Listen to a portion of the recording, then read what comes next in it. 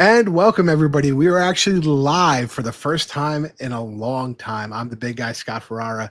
Down there is Rob the Hammer Hammerschmidt. And this is episode 199, one step closer to episode 200. We are live right now on Facebook and YouTube. But listen, it's one of those things where we usually record on Tuesday nights. Rob had some family issues. A couple of the guests had family issues. Usually it's me with the family issues, Rob. You know this. So it's just issues. Yeah, well, that's a whole different thing. A lot of my issues stem from, things like people calling a Lonamara a man and things of that nature.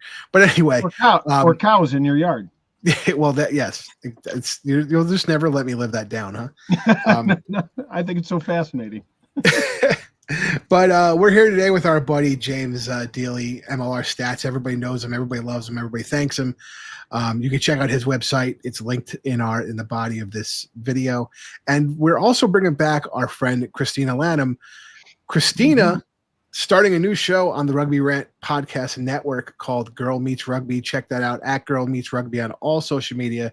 She's be coming out with some new shows, giving us some new opinions. It gets stale with me and the Hammer all the time. So, Christina, welcome back. Thanks for having me, guys. Christina, here's what I love. I love the fact that, Scott and I, we've always embraced the women's side of the game. And sometimes I feel it goes neglected by us a little bit. But the fact that we're bringing on somebody, getting them involved in doing the podcast, and somebody who's committed to the women's game is lovely and wonderful. And I appreciate you for it. Oh, thanks. Yeah, hey, it's tough between all the rugby we're trying to get out and consume, and then kids and work and this, and everybody knows me and Rob do this as for fun. This isn't our job, so sometimes you have to neglect things. I feel like we neglect Rugby Canada a little more, just because we're not in it. Which is why we have a guy like James come on. I can come in and rant about Rugby Canada till the cows come home too. Exactly. That's the fun part. But wearing the old school arrows. Yeah. Oh, I got old school kit for episode 200, by the way. It's going to be fun. Ooh, I'm so Are we excited. going to old school Jersey Day? Is that what the theme is? Yeah, whatever kit you can find that's old kit, you should be wearing it. Got it. Before we get into Around the Pitch, just to give you a little preview. So episode 200 is just going to be me and the Hammer. And we're going to talk about our favorite parts of the Rugby Rant and all the fun stuff and all the fun times we've had the past 6 years, and what it means to us and things like that. Kind of an introspective thing. Looking forward to do that. Yeah, Rob's tearing up. Me, I just stubbed my toe. But yeah, so but it's going to be fun. We're super excited. But it's time to get to Around the Pitch.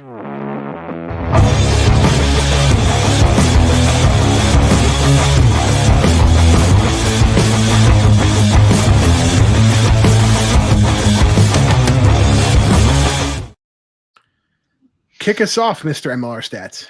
Sure. So I've got a little something from up in the frozen north.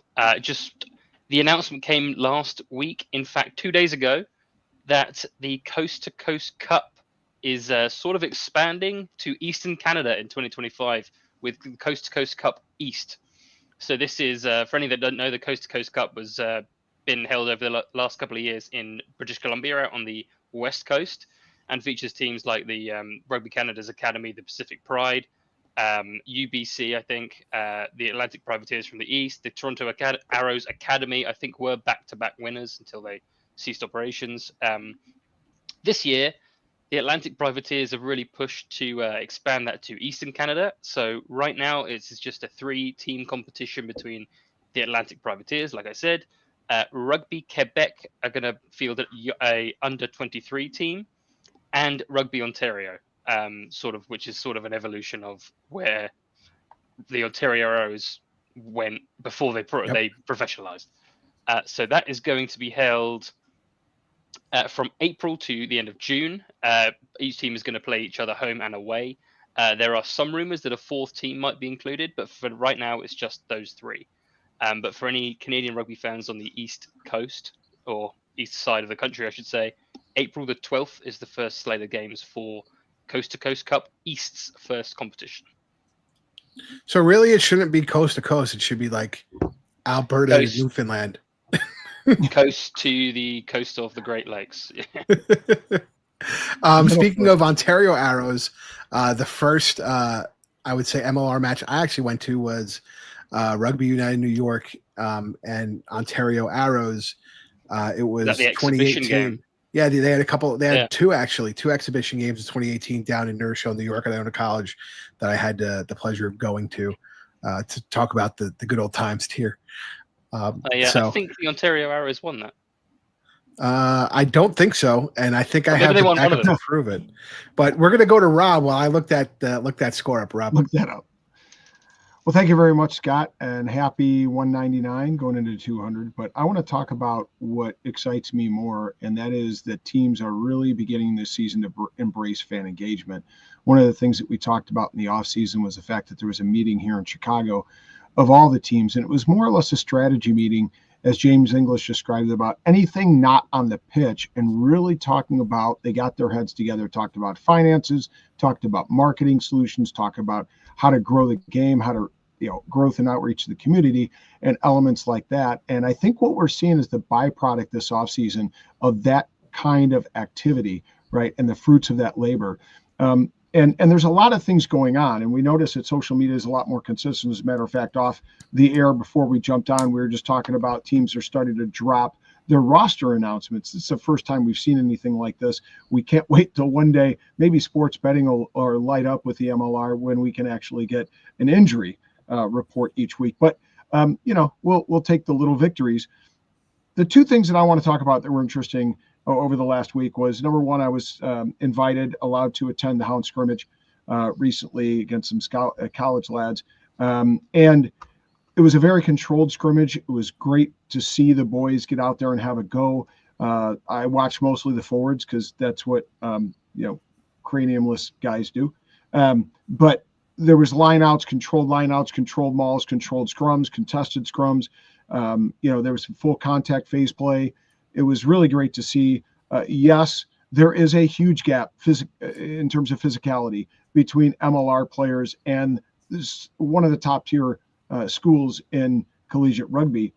That being said, kudos to the LU boys for really going out there and meeting physicality with physicality and not shying down and backing away. But there is a huge gap, and that's the biggest thing I noticed. But it was good to see the Chicago Hounds get a run out. The other thing I'd like to mention is thank you very much, TK Tom Kinley from the Free Jacks. He's the GM, of course. He had invited me personally to join the press conference earlier this week, and it was great just to hear from Ryan Martin. I had spoken with him in the Coach's Corner. If you haven't got a chance, check that out. But got a chance to hear from them, ask some follow-up questions. Watch their first couple games. I think it's interesting. He's talking about, given that they're playing 8 games at least on turf, if not more than that, because of some away games will be on turf as well, that they're really going to introduce a new element to their kicking game that could significantly change the way they play. So I'm really interested in watching them play just to see what kind of wrinkles he brings in as a new coach to the Free Jacks. And I'm still looking for it. I found the Capital Selects match after that, which they won. But I swear to God, we also beat the Ontario Arrows, and I will get to that. So since I'm going to still look for it, Christina, your turn. Sure, thanks. So this week, WER, Women's Elite Rugby, dropped their team names and logos. So this is really exciting. It's professional rugby for women here in the U.S. They're getting paid to play, which is awesome to see. And so we've got San Francisco, Denver, Chicago, Twin Cities, Boston, and New York. And I have to say, I think the logos look great. I think the team names are really interesting and seem to be really well received. And I've seen a lot of folks talking about it and such. And so I'm really excited to see their season kick off, which it looks like it's going to be in March. So can't wait for some roster drops for those teams to happen and see who's going to be playing in the WER this year. I got to say, yeah, we got the. Yep, so I just sorry to interject, but I got to say, like, I've heard rumblings about where the Chicago team is going to be playing their venue, and I'm getting warm and fuzzy feelings all over the place on this one. I think it's going to be a really cool venue, really great place to play. here in Chicago. So I'm excited to see what the Chicago team brings about and what kind of crowds they get over there. Awesome. Yeah, I'm going to be like 4 hours from Twin Cities now. So I'm going to have to see if I can't make a trip out there to see a game in person. Nice. That's going to be fun. I know where the New York team is playing for their season. I will not spoil that until they go public with it, but I'll just say it will be familiar with New York professional rugby fans. Yeah, I'll put it that way. It'll be familiar with New York professional rugby fans. And I'm only in Coney Island? November. Are they going to be on Coney Island? I can get myself a dog. And that doesn't narrow it down very much, Scott. Salty air. That.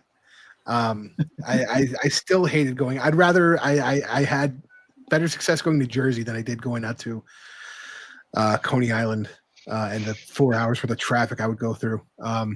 But I guess it's my turn. Did you say hi to Uncle Tony Soprano when you were there? What, when I went to Jersey? Mm-hmm. No, it was like Craven Point. It wasn't like Jersey. They were out in like Clifton or some shit. Anyway, okay. Yeah. So I actually have a women's elite rugby around the pitch topic as well. So one of the things Women's Elite Rugby is doing is they're doing an initiative called Grassroots to Global. It's a community leadership initiative, and you can apply now. If it's open to women ages 16 to 30, and you can join them and their partner Child Fund Rugby to bring together women community leaders from across the world to build their networks and drive social change through rugby. They're having development classes in leadership and problem-solving skills.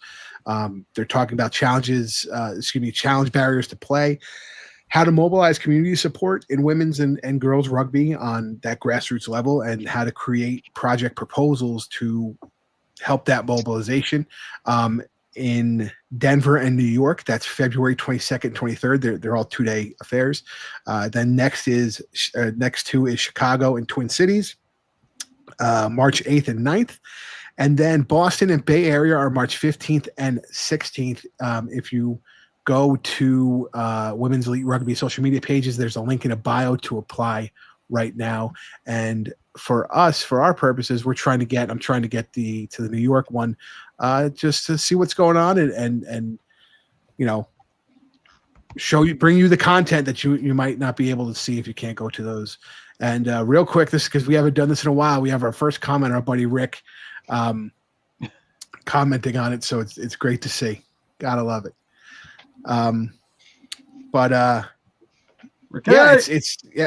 It's gonna be fun, this grassroots to global initiative, and I love that they're doing this before the season even starts. You know what I mean? It's something that they're pushing. It's a nice build up to it. Absolutely. So speaking of pushing, Rob and me are already pushing our little Super Brew competition. As you guys know, we've had our Super Brew competition sponsored now for the past, 4 years? And this year is more the same. We have a nice sponsor in Macron. The weekly winners will receive a Rugby Rant hoodie. What's the little blurb on the back there, Rob? It says, if you don't want to get punched in the face, take up ping pong. There you go.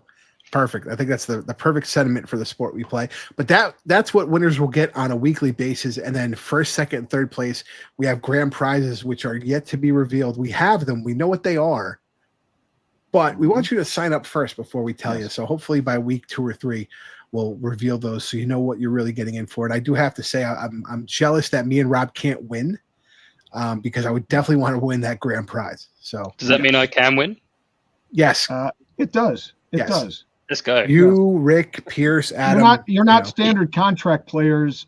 You're associate contract players, and therefore you can win the prizes. And I qualify. Keep in mind these hoodies are an $80 value. Unlike in the past where you got in a gift card, you actually get real swag. Yeah, but they drop to about $25 value when you put Rugby Rant logo on it, unfortunately. That's true. So, but it goes up by $5 because I think you can put your initials right there. There you go. Under the Macron logo. So that's kind of cool. So not only do you want to publicly show your support for the Rugby Rant, to help us, but then people can guess your name. That'll be fun. Yeah.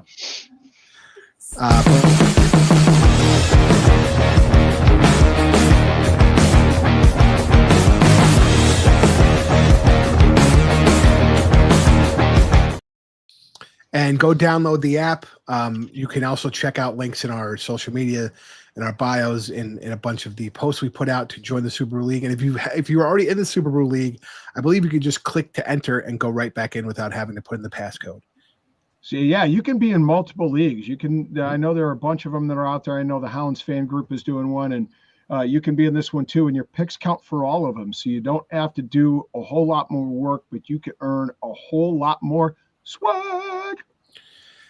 So we got that done. That piece of business. So what we're going to do today is we're going to talk about the MLR schedule. We're going to give you some of our general thoughts, and then at the end, we're going to give you our top 3 matches of the 2025 season. We haven't really been able to go, I would say, too in depth in the scheduling thus far. There's been a lot of, it's hard to speculate when some of the rosters aren't out, but just going by what we kind of know already, I think we have a decent grasp of what the teams are looking like, and maybe not to the depth that certain people are used to in Canada. But I think we can go and get that done. But before we get that done, let's hear a word from our sponsors.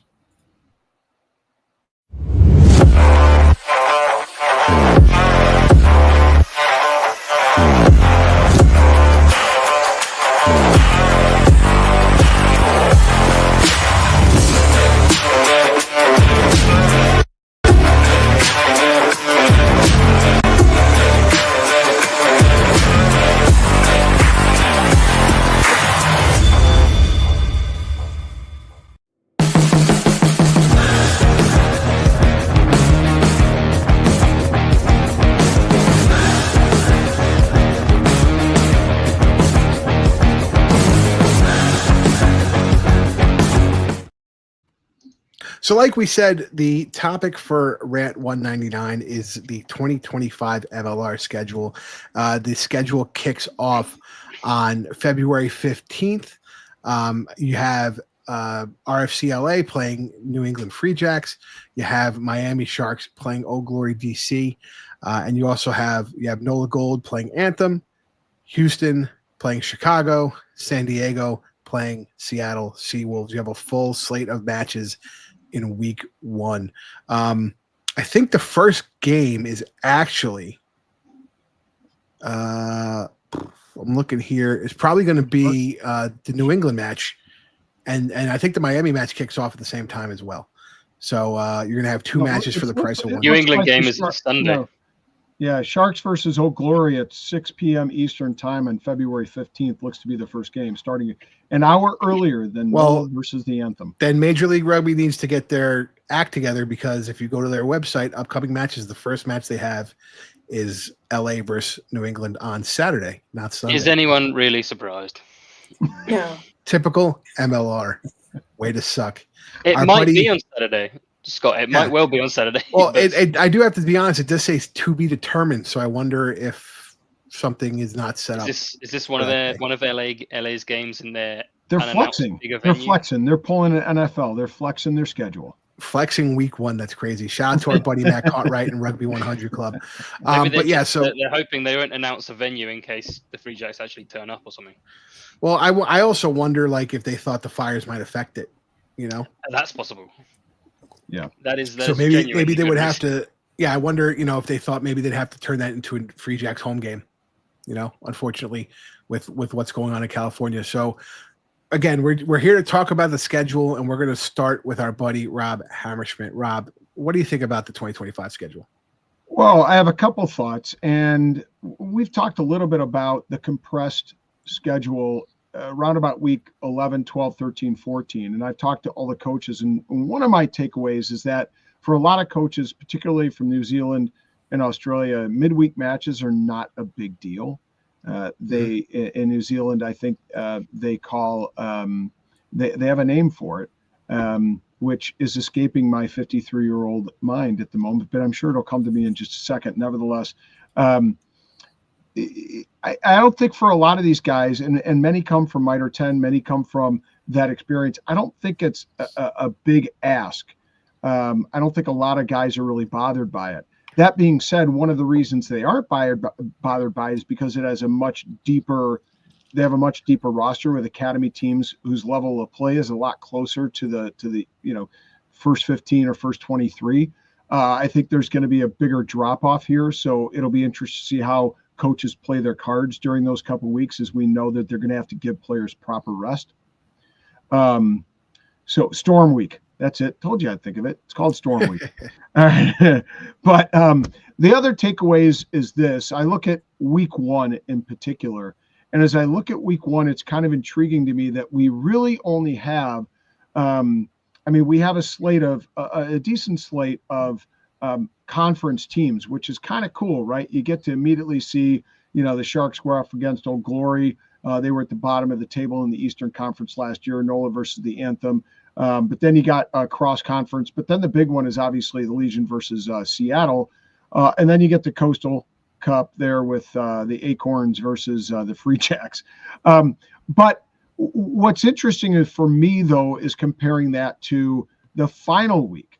And I think in years past, what's made the league really engaging, and Scott and I can go back to the Wayback Machine and talk about it from seasons ago when we just started the Rugby Rant, is that there's not a lot of interconference play in those last 2 weeks, right? I think I only see 3 games total in those 2 weeks that are between conference rivals. One of them in the last week, week 16, is interesting. Chicago versus NOLA, clearly a tight one. And the East, it was the semifinal in the conference, one of the conference semifinals.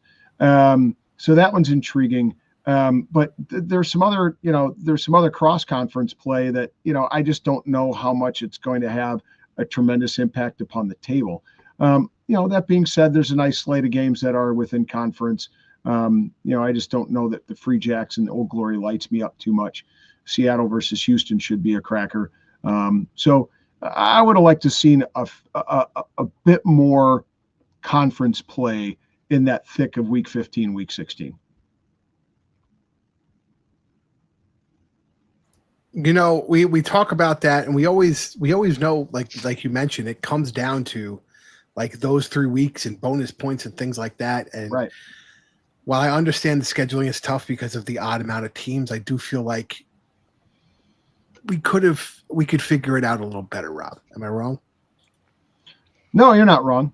I think they did that. Let's see, 2 years ago or 3 years ago. I think it was much tighter at the end.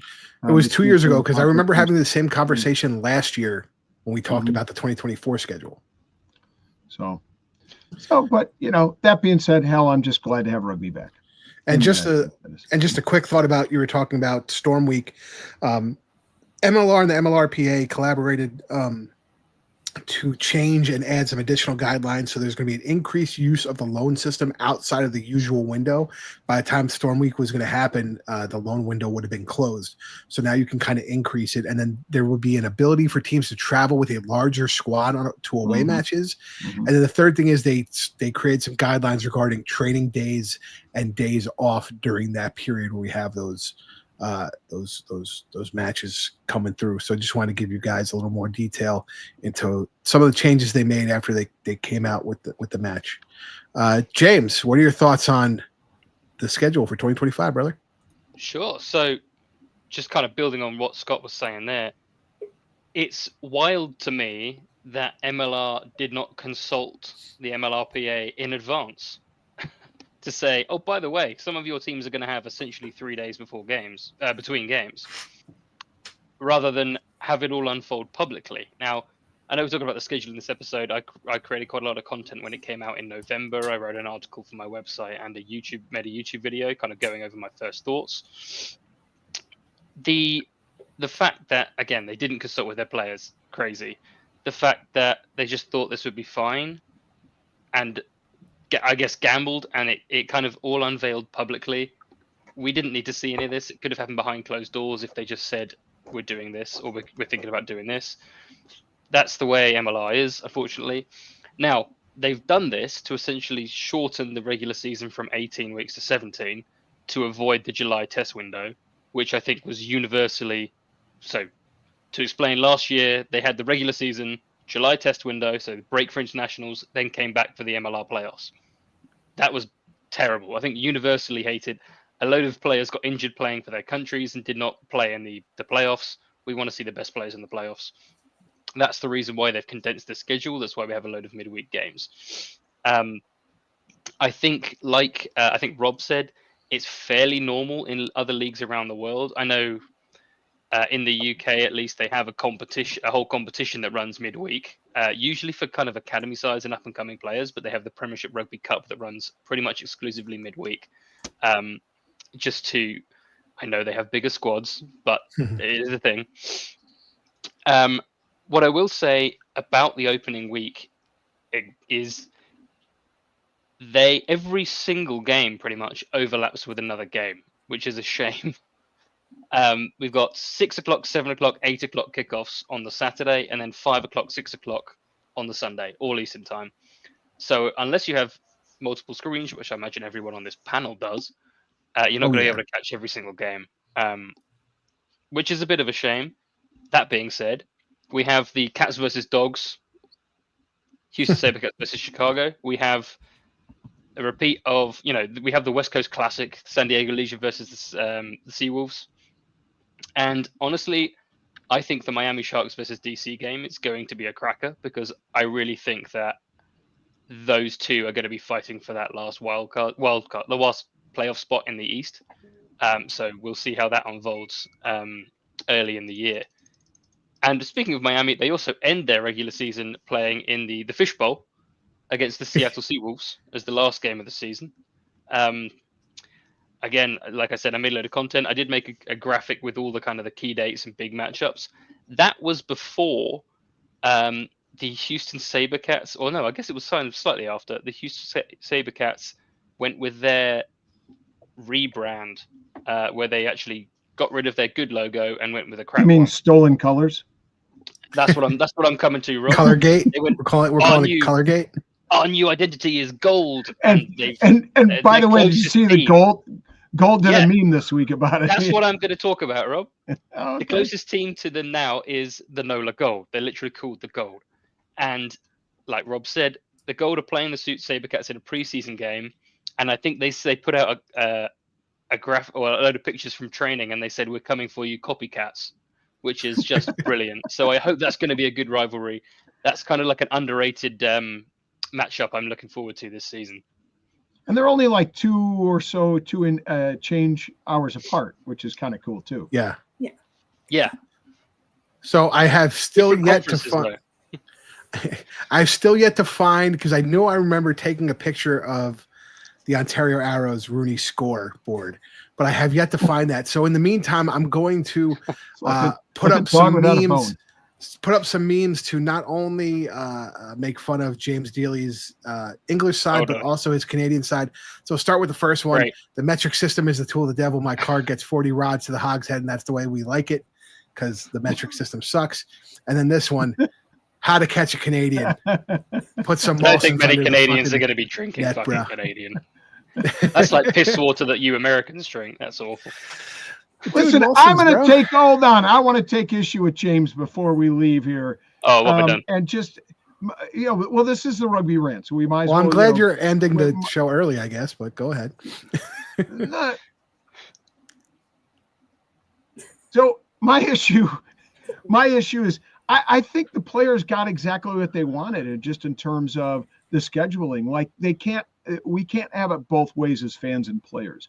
We recognize that last year splitting up those playoffs versus the regular season was not the best way forward. And a lot of players that I spoke with hated it, right? But then we turn around and we try to make it work, keeping in mind that we've got some northern climate teams that don't want to be playing in January. And they made the best of a challenging situation. Now, I'll grant you the fact that perhaps we don't know what kind of talks went on between the Players Association and the league. From all sounds of it, if you look at the Players Association response, it doesn't seem like they had much communication about that.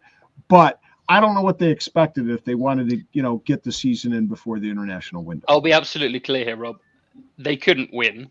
They did as best as they could to fit it in between the window. But they didn't talk. There wouldn't be that statement if they talked at all. Yeah, I know. I don't disagree with you there. Well, I'll get into my thoughts on that later, but let's hear what Christina has to say about the schedule and maybe her opinions on what James and Rob are talking about. Christina. First off, I would like to say, as a Houston SaberCat fan, while I'm not a Gold supporter, I appreciate the chatter it caused and the excellent memes that came out of that. So Nola just don't was slap really me, on point. Pote style. What was that, Rob? I said, just don't slap me, Pote style. Oh, come on. Where are we if we can't have a few slaps between friends, right? That was the most publicity the league got pretty much ever. I still find that on X and I show it to people. So I would say I definitely with you guys, like, I think we needed the shortened schedule to not have playoffs off. I think that was definitely a factor in Houston's choking in the playoffs themselves. It's just that long break. But I think we need the shorter schedule. The biggest thing is just with the midweek games, it's going to definitely be harder for away fans. Like on my list this year I was like, I'm going to go up to Chicago. But now I'm going to have to take off like multiple days of work to like fly up there to go to that game and be able to fly back and all of that. And so it kind of put a damper on some of my away game picks because I try to, keep it to a weekend, not have to take that PTO. So I think it'll definitely affect attendance. And attendance obviously is important. So I think MLR teams have really got to start thinking about like how they're going to get butts and seats for these games that aren't on a typical Friday, Saturday, Sunday. But I'm excited for the lineups. I'm definitely with you, Rob, on like the games that don't have as much of a playoff implication. But I definitely do love getting to see some of the conference to conference matches and such. I always love when Houston and Seattle play because I would consider them our sworn enemy. But I can't actually watch the game live because if I do, Houston will lose. It's a track record for 3 years. So as long as I don't watch, it's good. So I won't be watching those live. But I'm excited to see Anthem this year. I really want to see how they match up against the Sharks, against NOLA, other players in their conference. Like, how have they progressed since last year? And so I think that's going to be really exciting. And then with all the different coaching changes between Chicago, Free Jacks, NOLA, San Diego, all of those, I'm interested to see, does the dynamic of play change and such? So I'm really looking forward to seeing several of those matchups throughout this year. Awesome. And the next thing I need to say is suck at Trebek. That says Rooney 35, Ontario 19 final. That would be St. Patty's Day, March 17th, 2018. I told you. Didn't you say they played a pair of games? I think so, and I think they won both. I have to go back and find the other one. I have to find the other one. Yeah, let's see you in another 34 minutes. Listen, I'm bringing talking shit to the guy who's bringing receipts, who's going back 6 years to give me receipts to prove he was right. It's crazy. It's crazy. But yeah, no, I think. I mean, for being called the stats man, you're sure coming up short of stats to prove your point, Mr. Well, I wasn't doing that. He's MLR Stats. He's MLR Stats, not pre-MLR Stats. Yeah, the Ontario Arrows are my team. Because this was actually March of 2018, so it was right when MLR started the season, the first season. Yeah, because they were technically founding members, New York and Toronto, but they weren't. Yeah, they weren't competing. Yeah, they didn't compete in the MLR that season. But no, I mean, as far as the SaberCats changing from the yellow to the gold to me was stupid.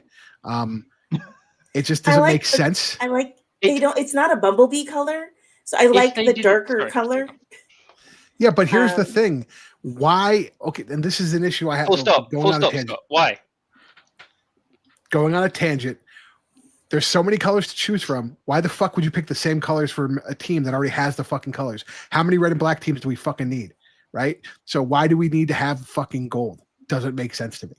I wouldn't call it gold. When I saw it, I was like, oh, like goldenrod, which is a form of yellow. But Christina's going to the damn Crayola box looking up the names. No, back in my Navy days, I used to have to print out things on goldenrod paper, and I'm like, as soon as it came out, I'm like, oh, that's goldenrod. If they didn't announce anything, nobody would have noticed. Exactly. What's exactly. The point? No, you know who would have noticed? They took their good logo and made it shit and just put the club name on it. Saber Bros would have noticed because they already have their fucking Hawaiian shirts in that bright yellow color. It'd have fucked them. Yeah. Yeah. Well, it did. It has. And we've been sworn by Dan Henry and the Saber Bros they are not changing their shirts. And they're waiting for the rebrand back to the yellow in about 4 or 5 years. They're sticking with it. Yeah. All right. So back to scheduling. I guess I'll take my little time now. So why didn't we just start the season next week? Why not start next week? Stop. We're in North America. We're going to have to play in the cold at some point. If it gives us better player safety to play in a little more colder weather because you can spread out some of these matches, what the hell is the difference? While I understand the teams want to have as much cash revenue and teams get their cash revenue from ticket sales, we're North American sports fans. There's a reason we loved seeing, the snow games in the NFL, right? I'll put it this way. When there's a club match in February, are you not going to go to the club match and not play because it's cold? No, you friggin' go to your club match. I mean, it's just ridiculous to me that this is that they don't put an onus on the fans to get them to the stadium, even if it's cold weather. I'm just tired. It's 6 years now. I'm tired of it. And guess what? Now we've had to condense the schedule and put in all those matches in the storm week, and it can be an issue. The second thing I'll address is, James was talking about the lack of communication between the union and the league. And just for a point of clarity, technically at this point, the players are not under any type of collective bargaining agreement legally. No bargaining agreement has been agreed upon between the league or the Players Association. And by the letter of the law, the league doesn't have to talk to the Players Association. Now, granted, they've already said they're supposed to be talking to them, and they're trying to create a partnership and eventually get to that point where they can have a collective bargaining agreement. But putting clarity into that situation about who, what, when, and why legally, the MLRPA has no rights to do anything to the league at this point because there's no collective bargaining agreement. That doesn't make it right. I'm just trying to give people clarity on where we're at now between the union and the league. And I know it's tough because you're going to have a lot of foreign people who don't understand.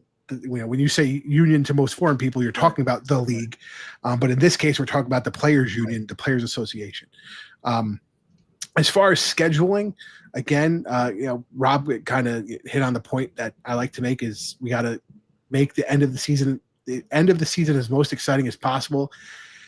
And I think sometimes they get to the end of that schedule and they're so tired because it is a lot of work. And it's a lot of credit to those people who make that schedule. Trust me, as a person who's tried to do tournaments for football and things like that, the schedule is the hardest part, and trying to make some parity in the schedule is hard. But I think, in my opinion, if we started next week and it was unfair to somebody who got an extra bye week, in my opinion as a fan, don't really care if somebody got a little bit of an edge because it is safer overall for the players. And that might be a controversial take. So I want your guys' opinion on that portion. If, let's say, somebody got an extra bye week, let's not pick one of our teams. Let's say the Utah Warriors got an extra bye week because of the way scheduling need to work because of odd teams. Plus we started a couple weeks. They need it. I think they have 5 games in like 14 games or 5 games in 14 days or something like that. And they actually got kind of fucked because they have a bye week in week 1. Right. Cool, great, awesome. But that's the problem with having the odd number of teams. Like somebody was getting it. You know what I mean? Right. It's the same thing in the NFL. The bye weeks start at week 4, and then you don't get another one. You have to run 12 weeks of games in one of the most physical sports in NFL to and not have a rest, So, I mean, it's every year, unfortunately, with odd number of teams, they're going to get screwed until we get that 12th team in.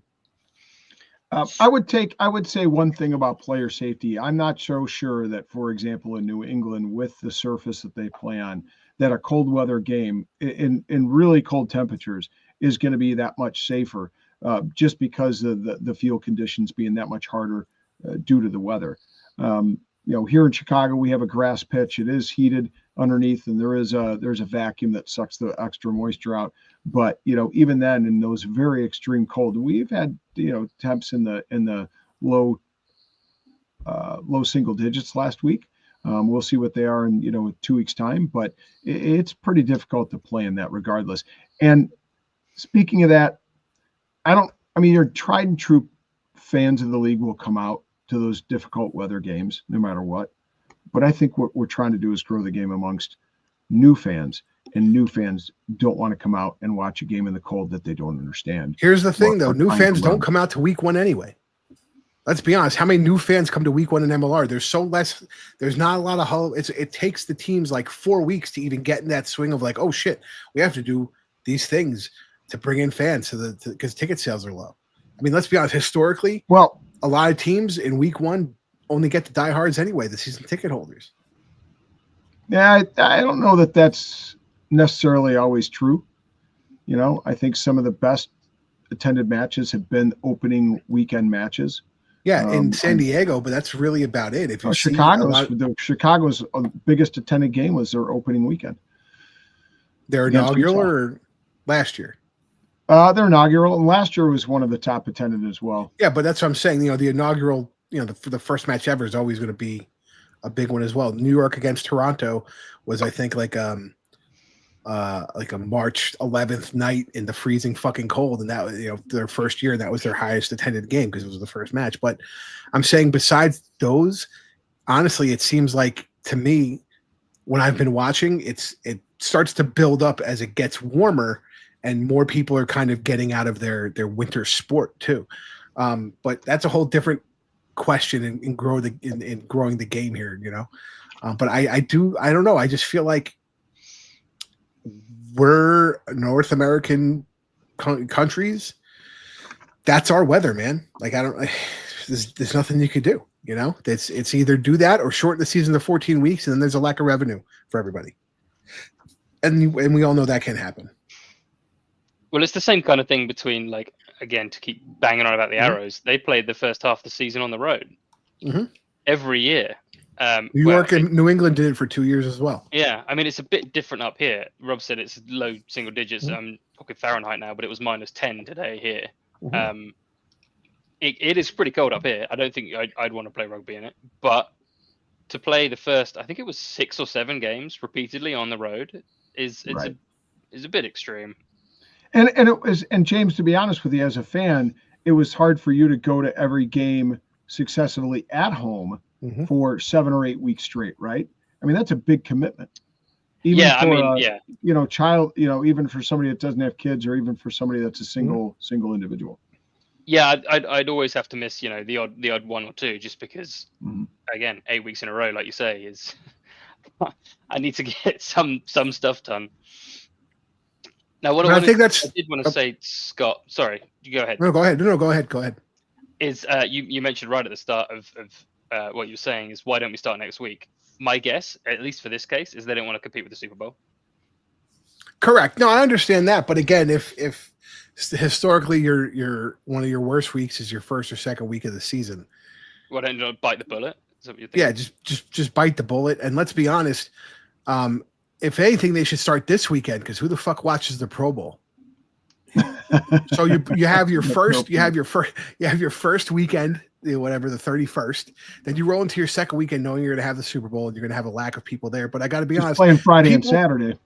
If you're playing, you could do Friday and Saturday, or you could do a 1 o'clock on Sunday, because the Super Bowl doesn't kick off till 6 or 7 for most people. But the diehard people who are going to go watch the Super Bowl over rugby anyway weren't coming to your match to begin with. They're not fans yet.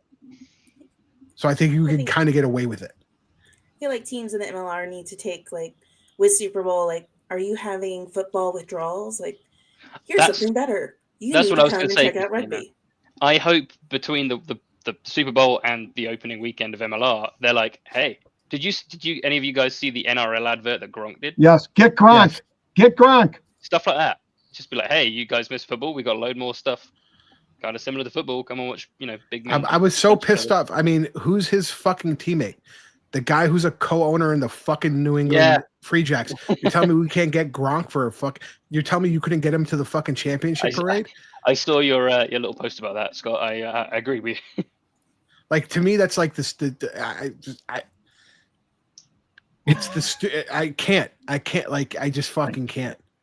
I can't. It's crazy to me. But on top of that, that would be a good idea, though, Scott. They wouldn't do it. Yeah, but this is what kills me.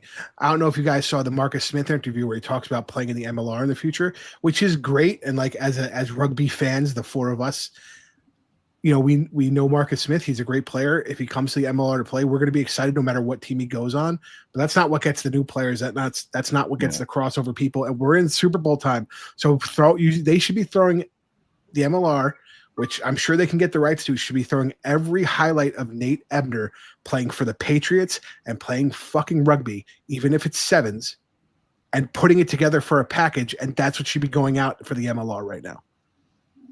This guy played rugby and was winning Super Bowls with the Patriots at the same time.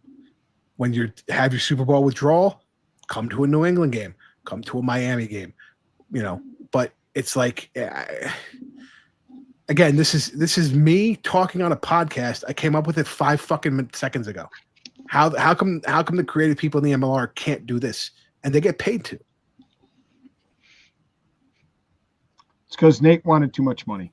So let's talk about what games you guys are looking forward to. Top 3 games you guys are looking forward to during the season. James, you want to start, brother? Sure. Well, I mentioned it earlier as the new rivalry between Houston and NOLA. Unfortunately, that is cross-conference, so we only get one of them. Which is a shame, but I'm hoping it's going to be quite a spicy one. I think the repeat of the final is always good. Opening Seattle weekend, right? Versus, no, we've got San Diego versus Seattle the first weekend. Yes. Oh, that's right. That's the conference 23 final. Yeah. 2019 final. I think the Free Jacks versus the what did I say? Seattle, thank you. That would be a good one because it always is the final rematch. And let's try and pick a third. I think, like Christina was mentioning earlier, Anthem's roster is way better. And I think they have a chance to, pick off a Miami or a DC this year. So admittedly I'm choosing 4 games, but I really want to see the Anthem bring the heat against DC and or Miami. Hammer, what do you got? So first of all, I want to premise my whole analysis of what games I'm going to watch by saying that I tried to take the opportunity to look at games that I wouldn't be watching anyway. Robbie 2 teams here, as I've been called in the past, will obviously be at every Hounds home match, and I'll watch the Hounds games and I'll watch the NOLA games, right? So I tried to look. I wonder why you'll be at those home matches. Maybe it's called a paycheck. Paycheck. Yeah. Well, I'd be there anyway. But James mentioned it. Week 4, Seattle versus New England, last season's final, which New England won 20-11. East versus West in conference championships. It's going to be interesting to see. We have new coach Ryan Martin. We have a well-established coach in Clarkey. It'll be interesting to see what happens there. Week 2, RFCLA versus Houston. I'm looking forward to this one because I think Houston, while the dominant team last season at 14-2 with 67 points, 10 points more than the next closest, which was Seattle, which had 57 points. They lost to Dallas in the playoffs. What team is going to show up on that side of the ledger versus RFCLA, who is almost bottom of the barrel, 11 of 12 last season with 32 points. They have a much improved roster, but the question is how much. We clearly saw last weekend they lost to the Drua by 7 points in a very well contested match in Fiji. Some say, well, the Druid didn't have their full complement of players. That may be true, but I think that we saw clearly the MLR is competitive, and we saw that the RFCLA clearly well represented this league, our domestic league, very well in that contest. And number 3, week 16 and 17. Yes, I'm cheating here. Yes, I'm throwing these 2 weeks together, but I'm going 3 matches, like I said, of the 11 are in conference, and they have conference rivalries, which could mean playoffs. So I'm going to be watching this one very much. Let's see, Utah versus LA. Not weighted too heavy. I think LA is going to be much stronger than Utah. But we'll see what happens there. It might mean something. Week 16, Chicago versus NOLA. That's going to be a heater. I'm really looking forward to that. And NOLA versus the Free Jacks. That one's going to be a spicy one, if I do think so. So that's what I'm looking forward to. And I think there's going to be some honorable mentions in there, but I've taken enough of my time. I'm looking forward to see what Chris Latham can do with his new squad. I hear you, Christina. What about you? So let's see. I'm excited for week 6. I want to see OGDC and the Free Jacks. I'm just interested to see how they're going to play each other. There's been some historic upsets with OGDC over the Free Jacks, and really looking forward for the red, white, and blue. Huh? Yes, I mean, you battle can't for the go red, wrong. white, It's and like blue. all the colors. The red, white, and blue bowl. The red, white. So yeah, so I'm excited for that. I want to see what they do. I am really looking forward to in week 9. I am going to Miami. I had my ticket last year, and then they changed the schedule. So I'm going to see Houston play in Miami. My former boss is a former 8-man, and so he lives like 45 minutes from the pitch. And so we're going to go to that game together, and I'm really looking forward to that. And just getting a feel for like what the Miami fans are like as well. Then I'm with you, Rob, on week 16, Chicago NOLA. I feel like that's going to be a really good matchup, and I am really looking forward to seeing that play out. I liked watching them in the playoffs, and I really want to see that game again. Did you say you were traveling up here for that game?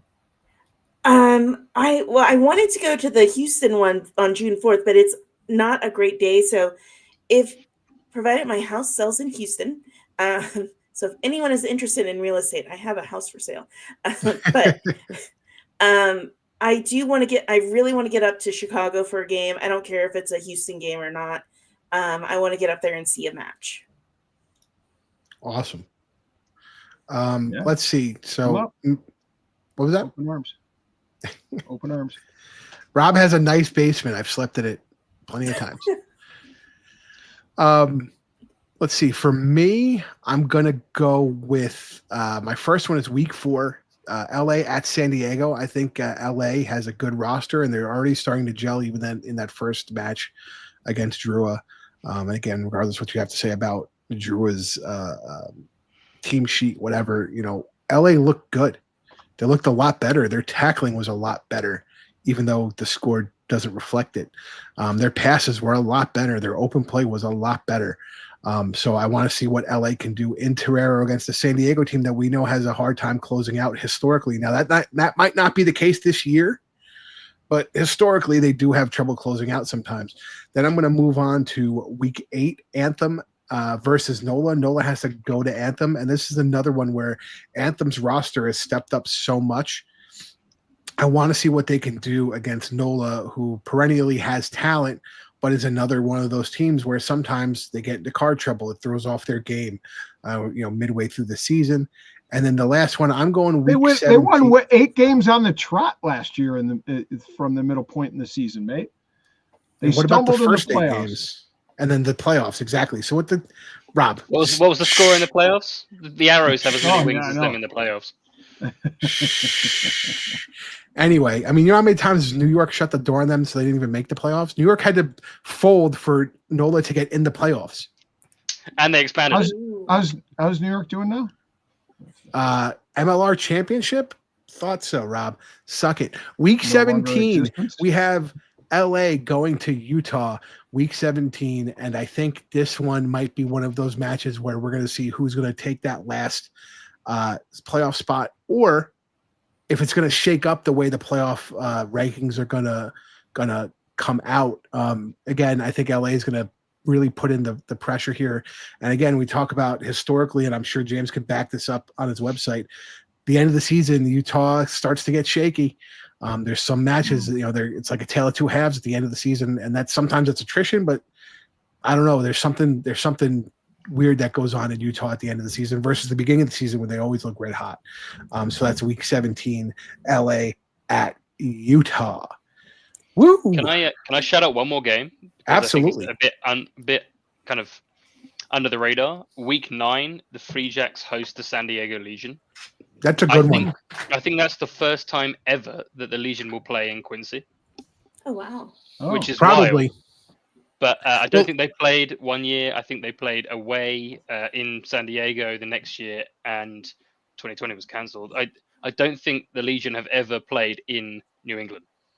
That's probably true, and as we talked about before with scheduling, that's always historically the games that those East Coast, Northeast teams cross over to play San Diego at home earlier in the season. Early in the season, because the weather's favorable. Exactly, but because they're Western Conference, Eastern Conference versus Western Conference, it's not necessarily like a 1-1 where they would come back to it. Mm-hmm. So, I could totally see this being their first match at Fort Quincy. And there is a bit of a rivalry there from the 2023 final. So I'm excited for that one as well. Absolutely. Well, ladies and gentlemen and others, episode 199 seems to be a good one, done and dusted. We went through the schedule, went through our top 3 matches and why. We were live. First time we're live since I think the last draft. Usually just go live for drafts at this point, but it was fun. It's one of those things where anything could happen. Right. And folks, don't forget to check out the Coach's Corner series. Episodes are coming out 2 episodes in a week. We just had some great ones this week from Danny Lee and Simon Cross, if I'm not mistaken. Correct. So some, 2 Eastern Conference teams. Very interesting, very intriguing. It's been a true joy to speak with the coaches, and I hope everybody is enjoying it. And, we'll be looking to do that next year as well. So load up your questions. Let me know what you want to know, and I'll be sure to deliver because, we're all about you guys, the fans. Also, don't forget, we'll be having more episodes of Let's Get Hot coming around the corner. We're going to have brand new episodes of Girl Meets Rugby with Christina Lanham. Check out Girl Meets Rugby on all your social media platforms. Start getting those follows in now so you can make sure you see what's going on as far as Christina's content. James is doing his MLR stats, but he also has the North American Rugby Database website. James, I can't remember the actual website name offhand. narugbydb.com. And starting sometime this weekend, depends how drunk I get watching the Six Nations, I will be starting to post, depends if England win or not, basically. I will be starting to post kind of pre-season summaries for all 11 MLR teams, including additions, returning players, departures for all 11 posted from, this weekend through to February 15th. James, are you going to do those kind of like those quote unquote cards where it has the players, exactly the nationalities, things like, man, those were awesome. I think a lot of fans love those. And so you fans that are new or don't know a lot about some of the teams or don't know a lot about the league and want to stay engaged and want to find out more, check those out because they will definitely keep you on track with each team. Absolutely. We're also going to be doing some watch-alongs this year where the big guy and the Hammer are going to try and get on for a couple matches, and you get to watch our reactions live as we watch them. Speaking of James and what he's going to do with these previews, it's funny because our good friend Doug Coyle, DJ Coyle Rugby, has kind of retired from being a rugby pundit, and perennially he's done previews like that were really great and really got people the information they needed kind of brought together and aggregated. And it's just so happens that this is the first year that Doug's not going to be doing that. And James is kind of picking up that torch unbeknownst to each other, but James is kind of picking up that torch to give people that rugby content. So it's really cool to see two guys I know who do a similar thing, and one's on one end of his career and the other's on the other end, and they can continue to bring rugby content. But anyway, guys, I'm the big guy, Scott Ferrara. Down there somewhere is Rob the Hammer Hammerschmidt. For our buddy James Deeley and newly minted Rugby Rant, what do we call her? Colleague, Rugby Rant colleague, Christina Lanham, Girl Meets Rugby. I'm the big guy, Scott Ferrara. Yeah, I'm the big guy, Scott Ferrara. 199 is done and dusted, and we'll see you at episode 200.